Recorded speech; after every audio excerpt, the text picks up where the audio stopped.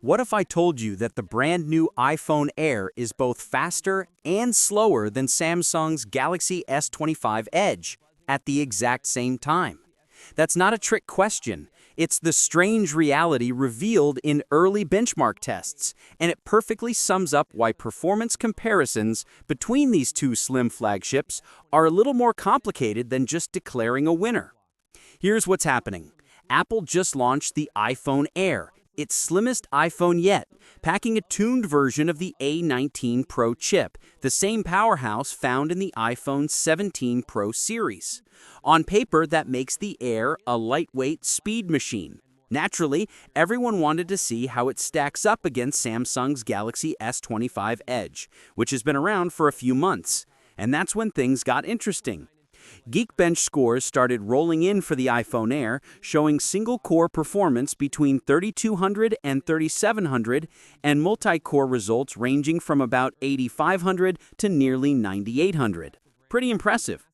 But then you look at the Galaxy S25 Edge, and its results are all over the place. On the low end, single-core scores can dip to around 1500, but at its peak, it nearly matches Apple's best. And for multi-core, the Samsung sometimes outmuscles the iPhone Air entirely, pushing past 10,000 in the best runs. So what does that mean? Well, if you cherry-pick Samsung's highest scores, you can say the S25 Edge crushes the iPhone Air. But if you average everything out, Apple has the lead, sometimes by a pretty noticeable margin. It's like both brands can claim bragging rights depending on which numbers they want to highlight. And this brings up the bigger point. Benchmarks are a snapshot, not the whole story.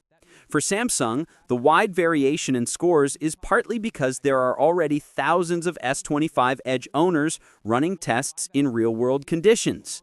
Different temperatures, different apps running in the background, maybe even battery-saving modes switched on. The iPhone Air is brand new, so the data pool is much smaller and cleaner. Once it's in the hands of everyday users, we'll probably see its scores fluctuate too. That's why comparing these numbers can feel a little like looking at Schrodinger's cat. The iPhone Air is both faster and slower than the Galaxy S25 Edge, depending on which result you focus on.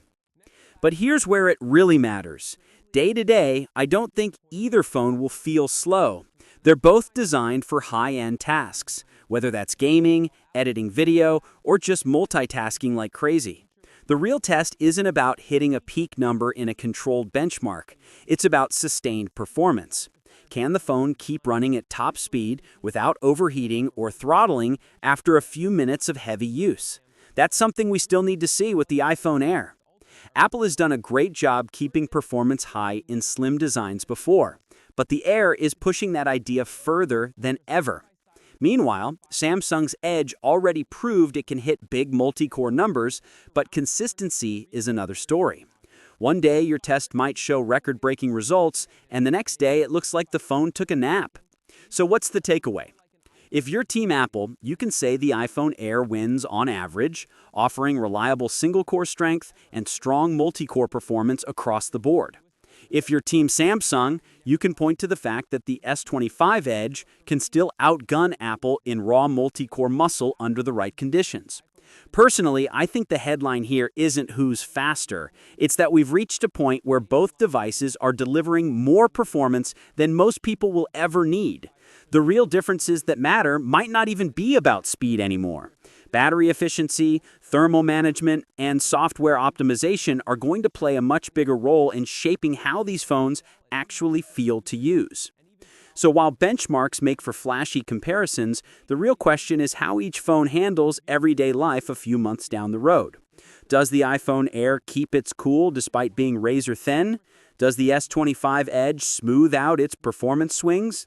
Those are the answers that will matter long after the benchmark charts stop trending. Until then, the verdict is simple. Both phones are ridiculously fast, but neither has a clean knockout. The iPhone Air is consistent, the Galaxy S25 Edge can hit harder in bursts, and if you ask me, that sounds less like a rivalry and more like two very different takes on what fast really means. What's your thoughts on this? Let me know in the comment section. See you in the next video. Take care.